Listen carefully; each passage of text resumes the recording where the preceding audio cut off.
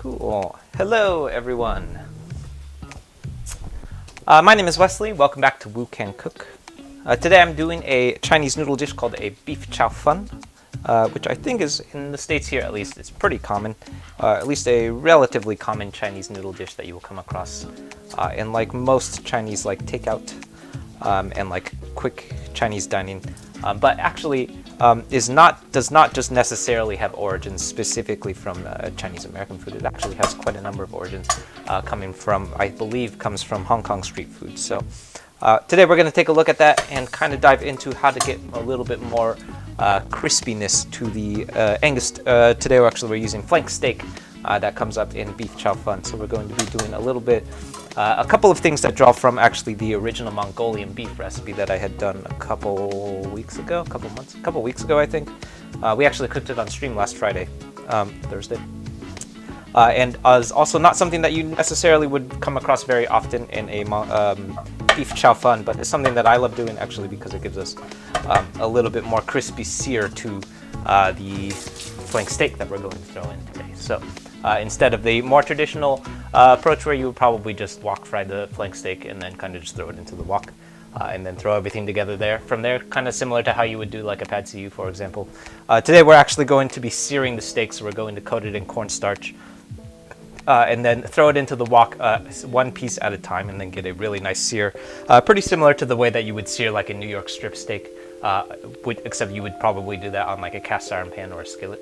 And then from there we're going to get a nice sear, and then we're going to take that out and then we're going to start doing our wok stir fry from there. So that gives that, I guess you could call that a par cook, and that par cook is going to be the source of all of that really nice crispy while still like very tender qualities that we get from our steak. So it's a little bit more time consuming. We have to take one extra step here in order to do that sear, but I actually think that it's definitely worth it. If there's one thing that I want to do an extra step on, it's get a nice crispy piece of steak. So we're going to dive into that in a sec, but first we're going to start with our veggies. So if you have any questions for me, feel free to drop your questions in the chat.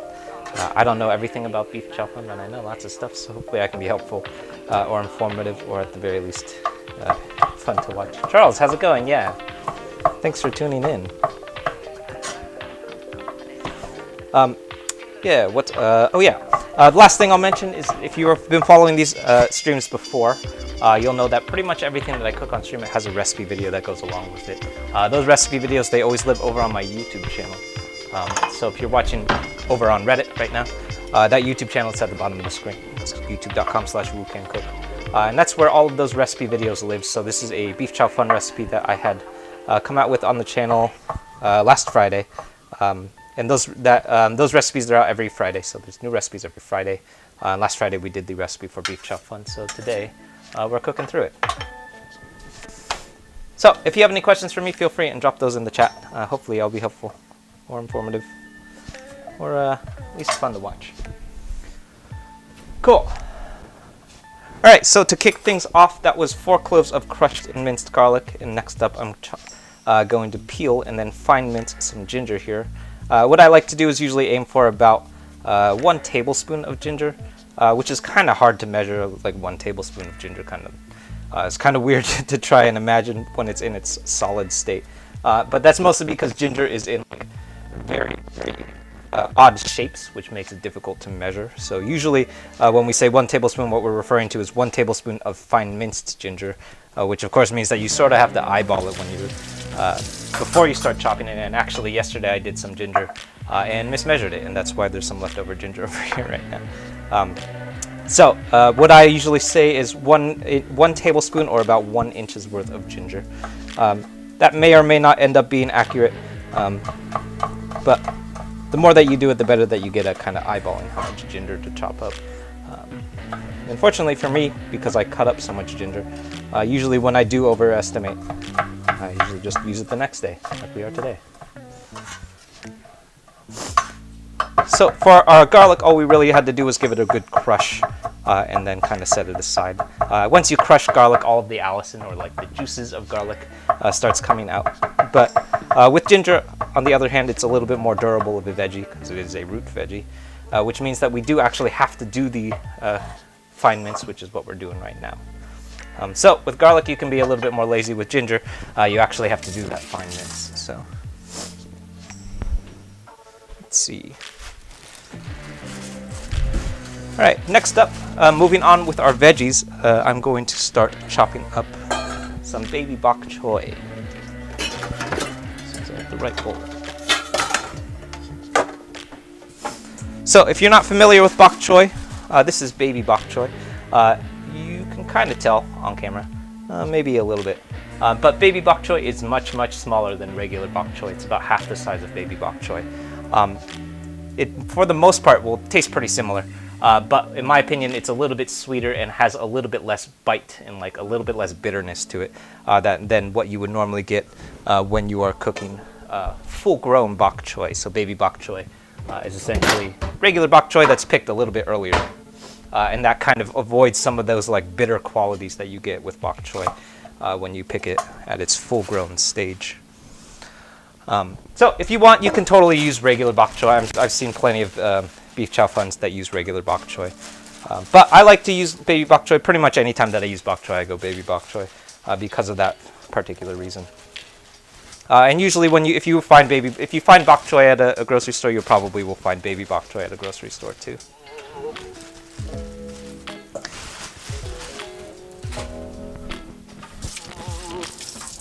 All right, so let's get to our bok choy.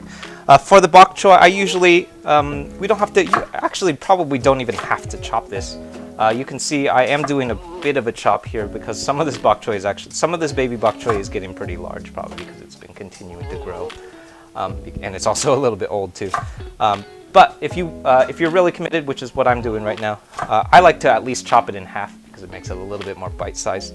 That is a little bit tricky though because once you chop it in half, you'll notice that as soon as we chop it in half, it kind of starts falling apart. This is why there's some bok choy on the cutting board already. So it kind of reminds me of if you've ever chopped up a Brussels sprout, where once you chop up the Brussels sprout, it sort of starts coming apart on the cutting board, which is less than ideal, but I think pretty important if you're going to try and get manageable bites. And the last thing that I'll mention with bok choy is, so if you've got like older bok choy, especially if you found it at a grocery store, that doesn't necessarily, especially like the end of the day, you will very frequently find like the last bits of the bok choy will have flowers like this. So these are totally edible. It kind of reminds me of like mustard greens. But this stuff, it's really, really bitter. So what I usually do is I end up chopping that stuff off. You can eat it if you want to, especially if you like bitter veggies. I know my mom likes that stuff. But if you don't like bitter veggies, definitely chop that bit off because it's going to be pretty abrasive in my opinion.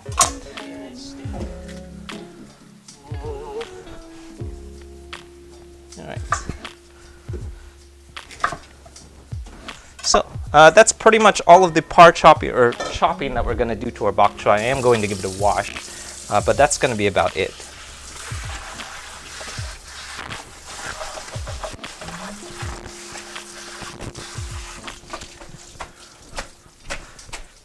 So once you wash the bok choy, the most important thing that we want to remember to do, and this is pretty much true anytime that we're chopping veggies for a stir fry, is we want to give it a good shake. So you'll notice I have it in a strainer right now and I'm shaking out. This is a lot of water is coming out. If you're really committed, you could even put it in a salad spinner and it will shake out even more water. I'm not going to do that because I don't like taking my salad spinner out unless I have to. But we do want to get as much water out of here as we can because the more water that's left behind in your bok choy, the more heat retention problems you're going to have once it enters your wok. So if you have all of that water in there and that water ends up in your wok when you drop this stuff in, a couple of things are going to happen when you drop that water in. Probably the first thing that's going to happen is you're probably going to get a flame up because you're going to get water introducing with very, very hot oil. And that's how woks start flaming up. So it's really, really fancy, looks cool, but it's actually a problem because what's happening is you're starting to burn off all of that water and you're using a lot of your wok heat to burn off that water instead of cook the veggies. So the resulting is like what you're essentially doing is steaming your veggies. So that's not good because then you're not going to have a crisp veggie. You're just going to have probably a tender veggie, but also a little bit mushy. So that's not what we're after. Which means that in our effort to make sure that these veggies stay nice and crunchy in our wok fry, try and get these as dry as possible once you clean it. Oops.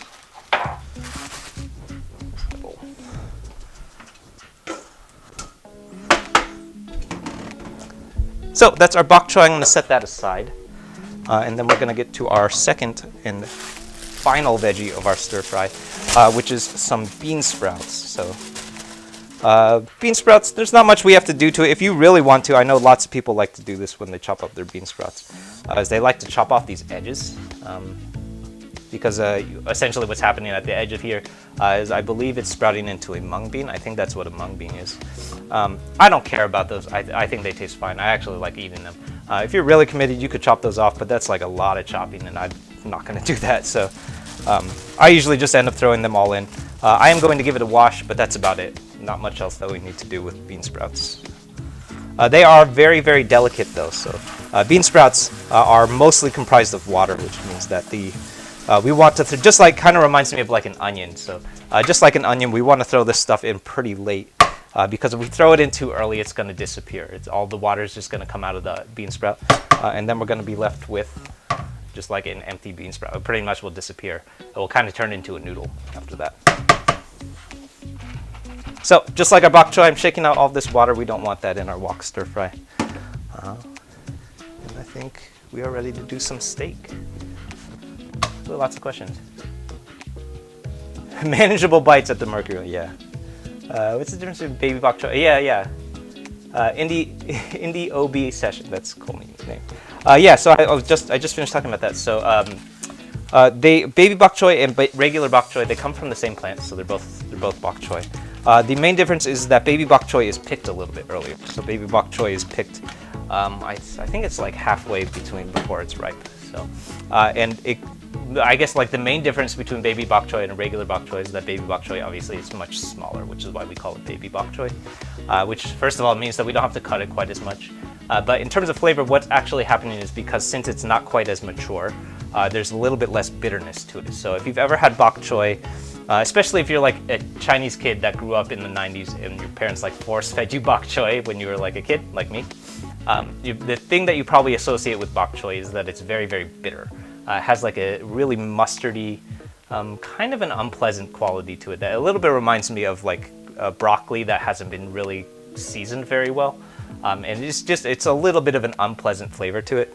And if you pick bok choy a little bit earlier, like baby bok choy is, it doesn't quite have that bite to it. So you still get that nice crunch and crispiness to it. It's a little bit sweeter and not quite as like mustardy as regular or full-grown bok choy. So any chance that I get, if you see me using bok choy, I'm probably using baby bok choy because it's more tender and otherwise serves the same physical purpose as regular bok choy. Good question, though. Hermina, yeah, how's it going? Sarah, yeah. Oh, bean sprouts, yeah. I love bean sprouts. I'll throw bean sprouts into any recipe that I have an opportunity to use them in. The one thing I'll say about bean sprouts is that they are stupid perishable. They will start shedding their water really, really quickly, especially if you have them refrigerated. So that's generally not, it doesn't happen super quickly. It probably will happen over like the course of a week or two. But if you're like me and you can't find a lot of use for bean sprouts, I probably only use like my bean sprouts once every like week, maybe every 2 weeks. Which means usually by the second week, what will happen is it will start shedding that water. And then by the end of that second week, you'll have like a bag of water with bean sprouts at the bottom because all of that water has started to shed off. And that's super gross. You don't want to eat that. It's just, bean sprouts that have gone is just the worst. It's really gross. So right now I'm chopping up my flank steak here.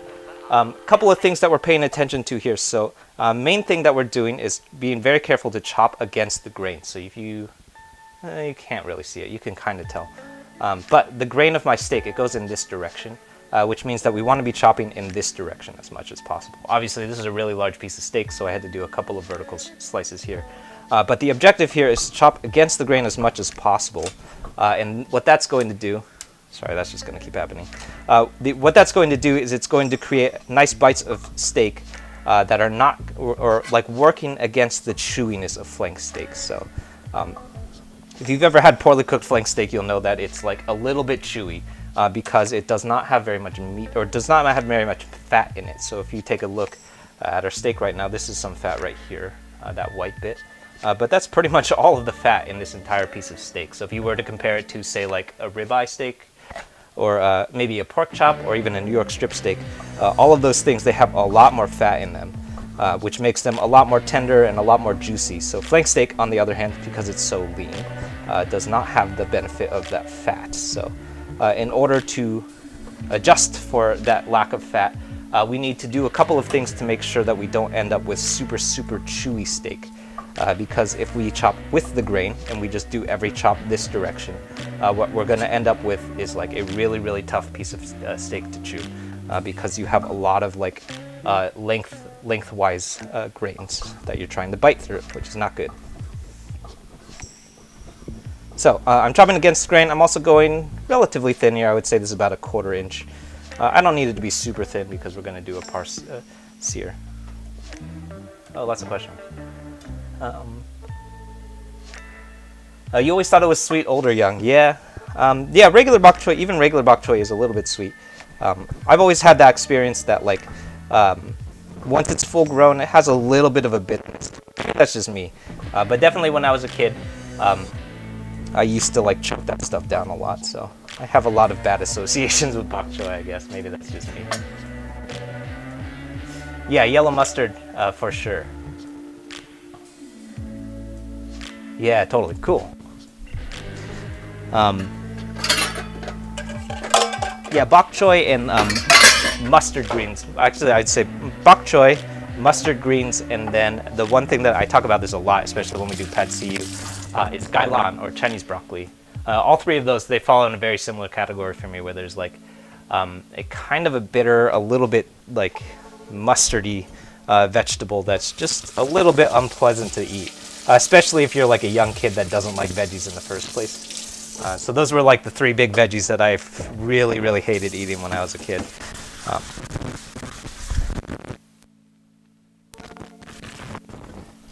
right. Water chestnuts, yeah. Bergman, yeah, totally. Water chestnuts. I use water chestnuts in a couple of recipes. I think my favorite recipe that uses water chestnut is the lion's head meatball that we did, and I think that we're actually cooking that on stream, I think, later this week. I cook it pretty often because it's one of my favorite dishes of all time. But I love using those water chestnuts because they don't really taste like anything. Water chestnuts are almost completely flavorless. As far as I can tell, they don't really taste like anything. But they have a really fun texture to it. So if you put it in a meatball that has like a whole bunch of seasoning in it already, it gives this nice texture to the meatball. So you have like a really tender piece of meatball that has a nice fun like bit of crunch to it, which is really fun to throw into a meatball. So it reminds me, someone mentioned this on stream, and I keep thinking about it every time I bring up water chestnut. But it reminds me a lot of jicama, because jicama also doesn't really taste like anything, but it has like a really nice crunch to it because it's so filled with water. So fun texture to add to things. Yeah. Cool. So that's our steak. We are going to do a pretty complicated marinade here, or there's not complicated, but there's quite a few things that are going to be going into this. What we're trying to do is give this steak a lot of independent flavors. So we are going to have quite a bit of sauce involved later on too, so we don't need to add too much salt to here. But what I'm trying to do is create this nice piece of steak that in itself has a lot of flavor, so that when you bite into the steak, what you're tasting is not just the sauce of the Beef Chow Fun, but it's the piece of steak itself actually tastes like something. So if you pick that steak up and you just ate that piece of steak, it's going to taste like something, right? Whereas if a lot of times when you come across beef, the beef in Beef Chow Fun, beef doesn't really taste like anything. It's just kind of a little bit chewy, maybe a little bit salty, but mostly the flavor that you're getting is coming from the sauce of the Beef Chow Fun, which is also important. But I also find that it's super important to give some kind of actual flavor to the chow fun, to the beef before you mix it in.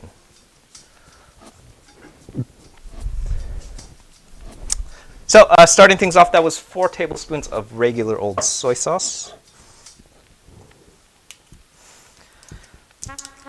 And then next up is, this is going to be 2 tablespoons of dark soy sauce. So I think,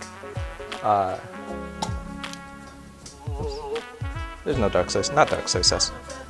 This is going in our sauce. Excuse me. All right, there it is. Next up is, excuse me while I backtrack, this is 1 tablespoon of sesame oil. And then my personal favorite thing to add to a lot of marinades, I've been throwing this into pretty much every meat marinade that I've been doing for a while now, is a little bit of white pepper. So it's going to be maybe a 1/4 teaspoon of white pepper, maybe closer to 1/2 teaspoon today. And that's going to give it some nice like brightness. Similar profile that you get from like regular old black peppercorn. But what I found is that because white pepper is a little bit finer, it works a little bit better in a marinade, because if you throw whole peppercorns grains into a marinade, nothing really happens. It might like infuse some stuff, but you're not actually going to get it to stick to the steak because it's in such a large grain. So I love using white peppercorn instead. But if you can't find it, you could also just use a regular old black pepper. All right.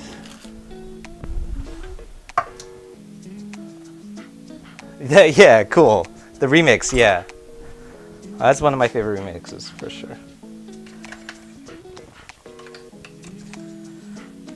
All right, next up, that's a single tablespoon of brown sugar.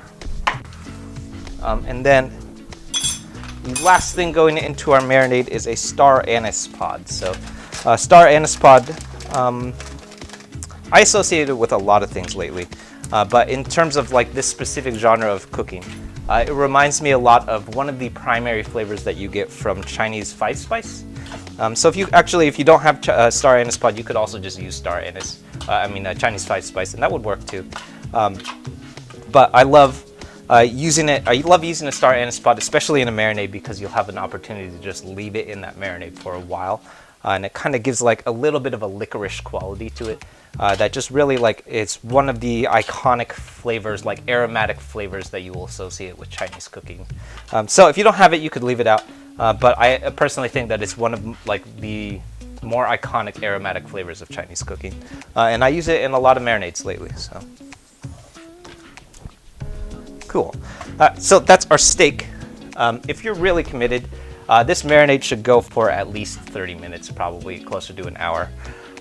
But I'm not going to do that, because I'm not going to wait 30 minutes on stream for this marinade. So I don't think I've ever waited 30 minutes on stream for a marinade to hang out. But I am going to leave it as long as I possibly can, probably about 10 minutes though. In the meantime, what we're going to do next is we're going to let this marinate, and then we're going to circle back to it and give it a coating of cornstarch, and that's what's going to be the most essential part of our sear today. Yeah. You're amazing. Gay yay OMG. Yeah, you're amazing. You're more amazing. Thank you. Yeah. Cool.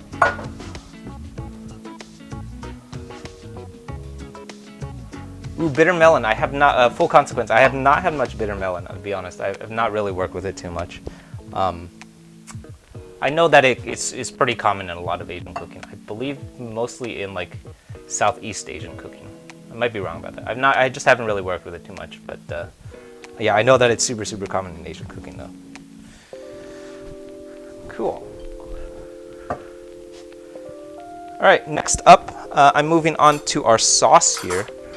So at this point, you will probably start noticing, if you've ever followed my recipes, then you'll know that there's a really, really popular one that's for pad see ew, which is kind of similar to beef chow fun, actually, because it's essentially chow fun in Thai food. So with a pad see ew is essentially, it uses the same noodles, the chow fun noodles, which are flat, wide rice noodles, very, very thin, and then it has a meat and a veggie protein. In a pad see ew, those proteins are broccoli, usually gailan, and very often it's chicken thigh or chicken breast. Sometimes you might even throw beef in there. In Chinese cooking, I guess the equivalent would be beef chow fun, which is essentially going to be doing a very, very similar thing, which means that this sauce is actually going to look pretty similar to our pad see ew sauce, in that it relies on some of the very same ingredients. So today what we're going to be leaning heavily on is dark soy sauce, oyster sauce, and black vinegar, all three of which are the same 3 ingredients that went into our pad see ew recipe. So all 3 of those things, they come up in both recipes because what we're trying to do is create that really, really dark brown color that you associate with Beef Chow Fun.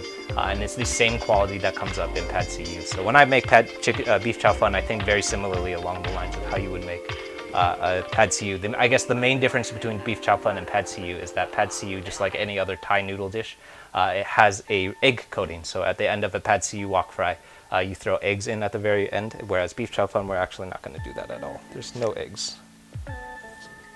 So starting off, this is going to be 2 tablespoons of dark soy sauce, followed by 2 tablespoons of oyster sauce, and then 2 tablespoons of black vinegar. Those are the big 3 that also came up in our pad see ew recipe. I will also mention that all 3 of those ingredients, they are very, very concentrated. So go easy on that stuff, especially anytime that you see those 3 ingredients come up in a recipe. Go super easy on it. It will absolutely overpower a recipe. And if you overdo it, you can easily ruin an entire dish, so, which I have done many, many times.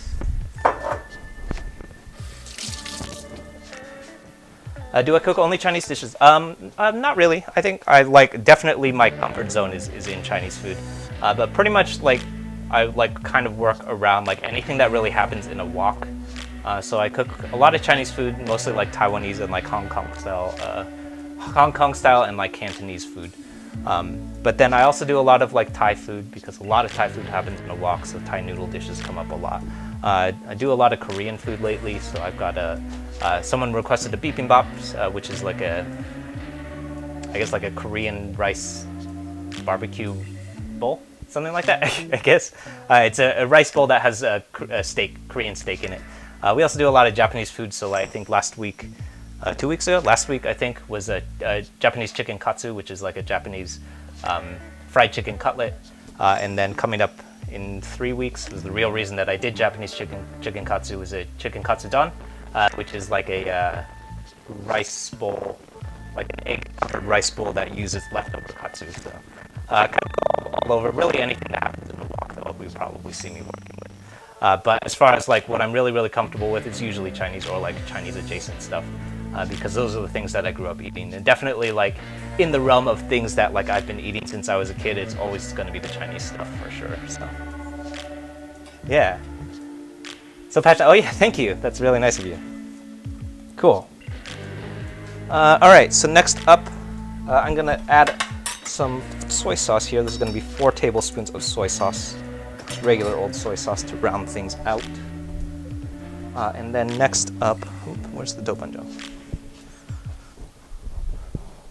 What else do we have? Oh yeah.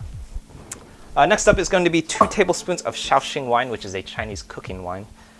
Just like any other use of alcohol in a recipe, so similar to white wine in Italian cuisine, or maybe I guess probably closer to red wine in Italian cuisine. It has a little bit of sweetness and a lot of brightness from the alcohol. So that alcohol is giving us a lot of vinegary qualities to it. Shaoxing wine is a very, very bright flavor. It also has some sweetness to it because it's essentially dry cooking sherry. So that's all of those things are leaning kind of towards into the sugariness of Chow Fun, which is very, very similar actually to pad see ew. So pretty much everything that we used in the sauce today actually leans pretty hard into sweetness. So we're trying to create this wide palette of sweetness that you come across in a Beef Chow Fun. It's also the same thing that you come across in a pad see ew too.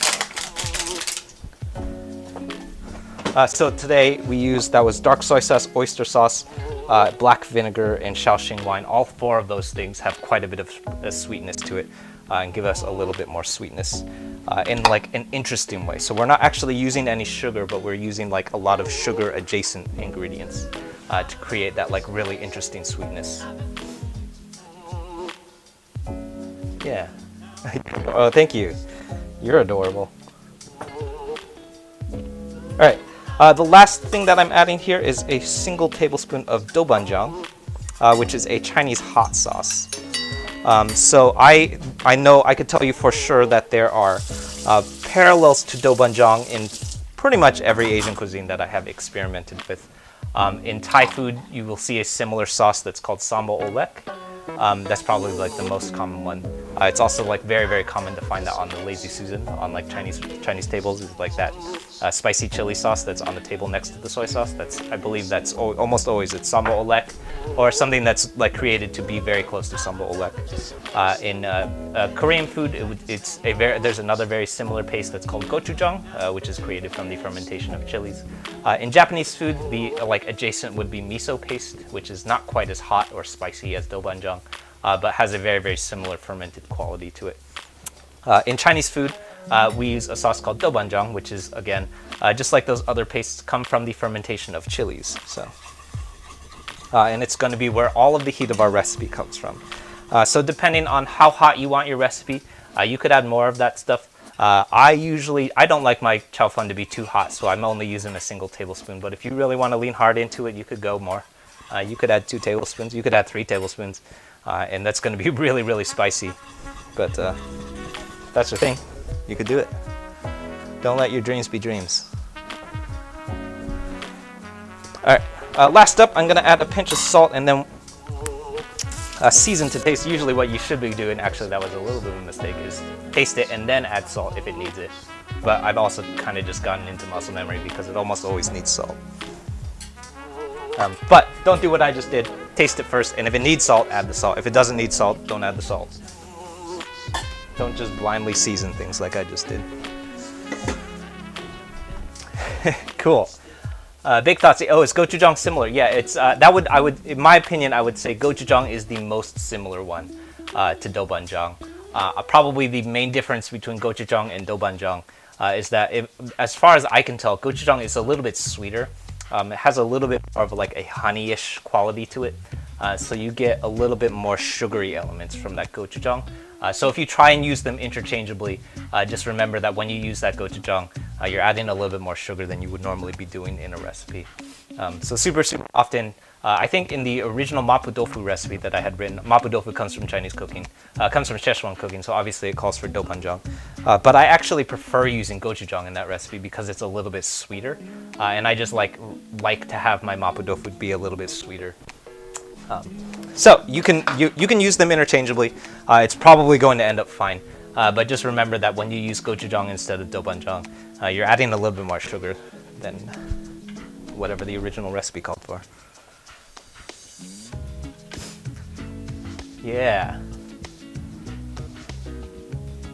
Hermina, on most meats, is it fairly easy to see the grains of the meat? That depends on the meat. That's a good question, but that definitely depends on the meat. Some stuff, it gets pretty hard. Definitely with like pork chops, I have a lot of trouble seeing the grain on the pork chops. Usually with like chicken breast, it's pretty easy to tell. Because you could it's usually what I usually have to do is like push the grains open a little bit, and then you can kind of see which direction it's going.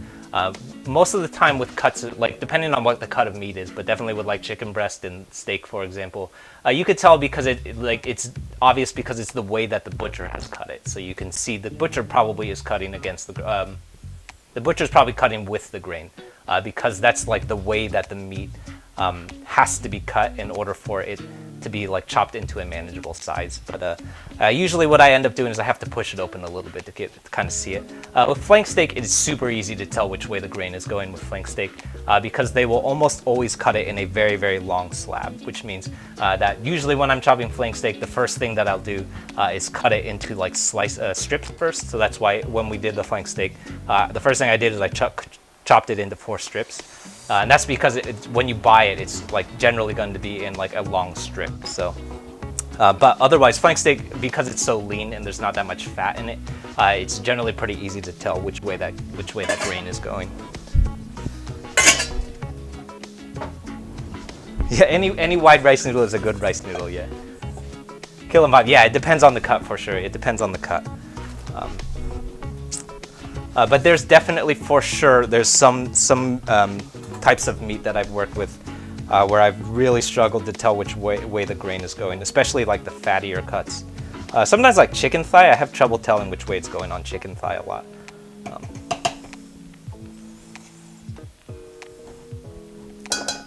So don't feel like an idiot if you can't see it, because for sure it can be hard to tell sometimes.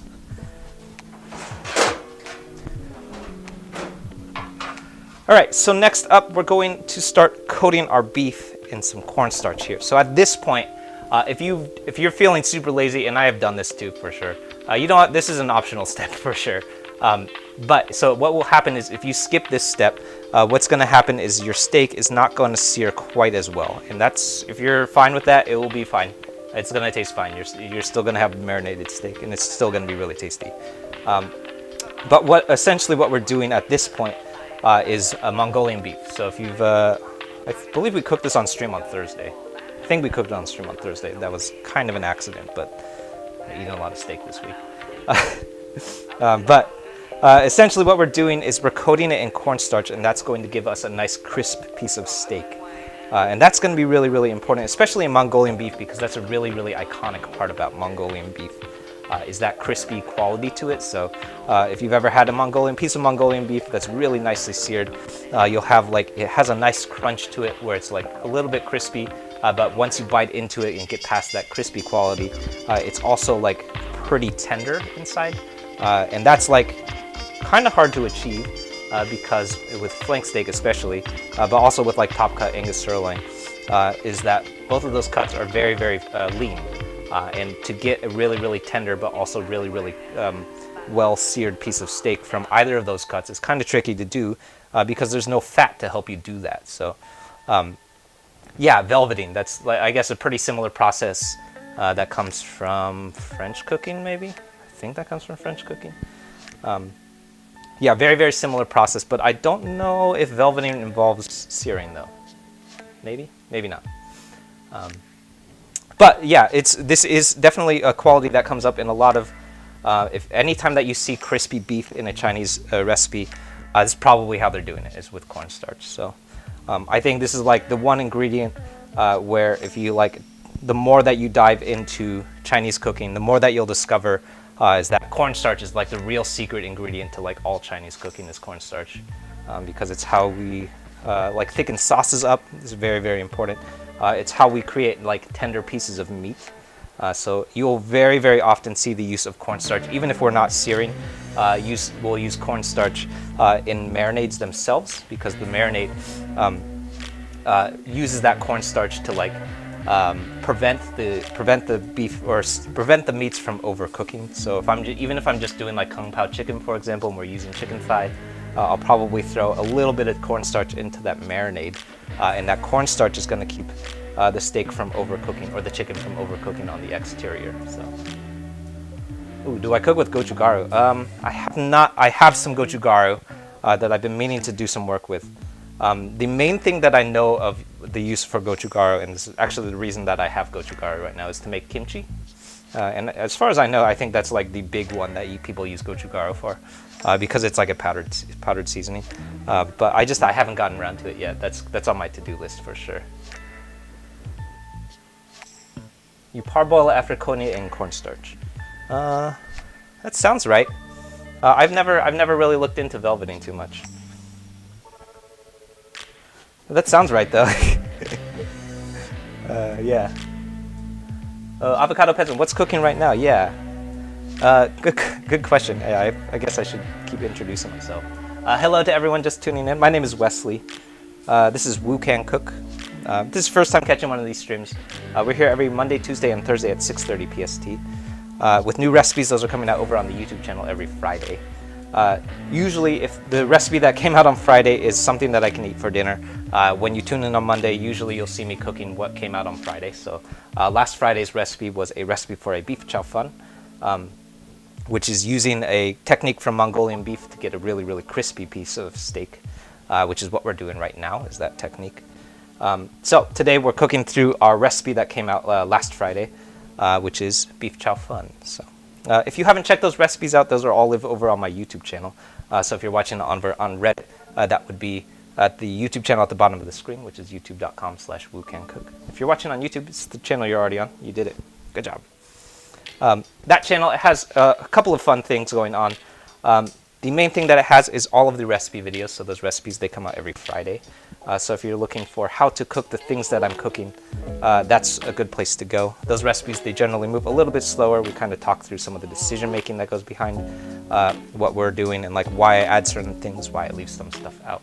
things like that. And a lot of times we'll dive into like the inspiration for the things that I'm cooking. So there's a couple of recipes or a couple of series that are going on right now. This particular recipe is inspired by a series that we're doing, hacking foods from the San Francisco Bay Area. So this one is a hack for a Beef Chow Fun that you can find at a restaurant here in Oakland called Shandong, which is like, at least here in these parts around Oakland, Shandong is pretty legendary. If you like have ever asked someone for recommendation on where to get like good Chinese noodles, Shandong probably comes up in like the first 3 things that people will say. So this particular version, it's inspired by Shandong, and that's kind of what we dive into in some of those recipe videos. So, yeah. Full question. Baked thoughts, I don't know. That's a good question. If you try that, let me know. I would be scared to do that because that's a very expensive piece of meat to experiment with. But if someone gave me a piece of New York strip steak and said, hey, do you want to try this with New York strip steak? I would try it. But I would also be really scared to mess it up and then you're going to throw away about $30 worth of steak, which is really terrible. That's actually something that has happened with this technique. I think the first or second time that I did Mongolian beef, I messed this up and I ended up throwing out about like $20 worth of flank steak, which really sucked. So anytime that I work with steak, I'm very nervous about messing it up because it's very expensive. So this right here, what we're eating right now is, I think this is about $10, $12 worth of steak, which is like crazy because that's close to what you would pay for this meal in a restaurant. Yeah. Oh, you just subscribed. Cool. Yeah, thank you. Yeah, cool. Thank you for subscribing. Yeah, if you haven't subscribed to the YouTube channel yet, definitely check that stuff out. In addition to all the recipe videos, that's also where the concurrent live stream lives. So if you look behind me, there's another laptop kicking. That live stream, it has a whole schedule of everything that I'm going to be cooking. So if you were watching over on YouTube, lots of folks are already watching over on YouTube. You would have known a couple of weeks ago, I think like 2 or 3 weeks ago, that I would be cooking this. So fun place to be if you're trying to keep track of what we're going to be cooking next. All right, so that's our finished steak. And again, if you're feeling lazy, I've definitely gotten lazy and skipped this step. You can just totally skip this step, but at this point, once it's cornstarch breaded, we have to do exactly this process next. So very, very important, and this is how I ended up once wasting $20 worth of flank steak, is once there's cornstarch covering the steak, it now has to be seared. So you can't just throw this into a wok, because what will happen, and this is the big tragic mistake that I made, is that if you just try and throw this into a wok and just stir fry it like normal, this is like half a cup of cornstarch that's stuck to this steak. And if half a cup of cornstarch comes off into your sauce, that will literally turn into jello, and you will have jello steak, which is just so gross. So very, very important is that you can, if you want, skip this cornstarch step, and you can just go straight to searing, or if you can even skip the searing, you can just toss it into the wok. It won't be crunchy or won't be crispy, but it will still be really good because you're still eating steak. But once it's covered in cornstarch, you now have to do that sear, otherwise you're going to end up with cornstarch jello, which is not fun. And I'm pretty sure I posted some photos of that original tragic mistake somewhere over on YouTube. Cool. So over on the stove, I'm getting my wok heated. If I was paying attention, we probably should have preheated that earlier. But we're going to let that heat up probably about a minute or two. We need that thing ripping hot before we start searing, so yeah. Cool. What's my favorite egg? Egg? Oh, spring roll filling. Sorry, the check gets cut off at certain points. My favorite spring roll filling. I love like a good lumpia, actually, which is technically not a spring roll. Actually, I've been meaning to dive into this, is what is the actual difference between egg rolls, spring rolls, and lumpia. But I love a good spring roll, a good lumpia, and I believe that a lumpia traditionally does not contain meat. Is that true? Maybe? I haven't done the homework on this. But I love a good vegetarian lumpia. It has like a lot of good veggies in it. But like if we're talking like fresh spring rolls, like Vietnamese spring rolls, I also actually love a good tofu spring roll. I don't know why. I guess it's because like when you're eating spring rolls, Everything is deep fried anyway, so you're not really gonna taste any of that meat anyway. But yeah, that's definitely on my to-do list is egg rolls, spring rolls, and lumpia, and then kind of just tackle all 3 of them in one go. That's gonna be like a whole day of deep frying though, so we'll see. Yeah, cool. All right, so my wok is getting heated. Once we start seeing all that smoke come up, that's generally a good sign. I like to let it go a little bit past that smoking point, just to make sure that it's ripping hot. But once it starts smoking, that's generally a good point.